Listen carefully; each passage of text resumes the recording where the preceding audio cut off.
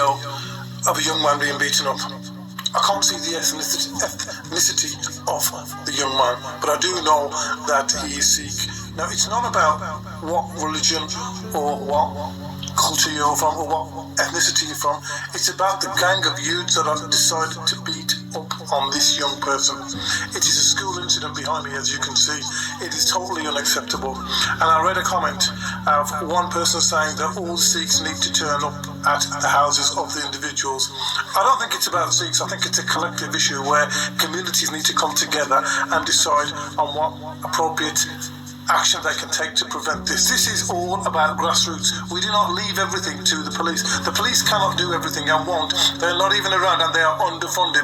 So it is up to the communities to come together and decide. It is up to the communities to come together and look at preventing criminality, look at promoting positivity. And these young individuals that we see should apologise for their behaviour. This could have been disastrous. Punching someone in the back of the head, punching someone in the head can inadvertently kill them. You can damage the vertebrae column behind the head, at the back of the head, near the brainstem, and cause permanent damage. We do not want this to happen in our communities. This is not in my local area, but it is hurtful. This needs to be prevented. How is this going to affect his education when he goes back to school? How is this going to affect his education when he gets older? Is he going to be emotionally scarred from this? This kind of behaviour must stop. And I appeal to all communities, not just the Sikh community, but to all communities to come together to prevent this from happening. Now, in Wolverhampton, in Blakenhall, we haven't had such an incident, but we've had some violent incidents. So we don't want this to happen in our communities. And collectively, when people see this, they should be prepared to talk about what is happening here. There's a couple of things that need to take place with this incident. One of the first things is to reassure the parents.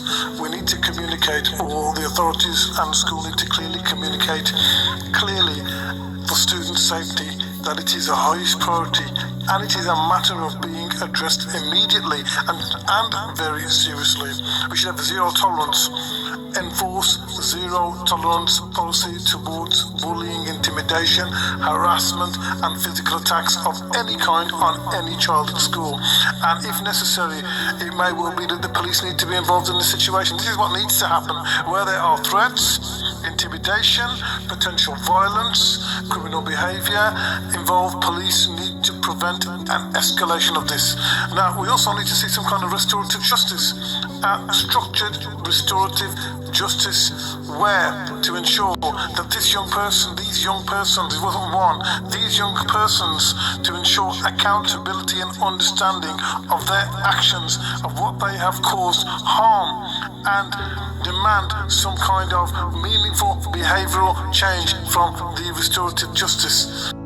Youth worker involvement is essential to engage the young people, youth workers supporting students, addressing the peers and addressing the peer dynamics and reducing further incidents.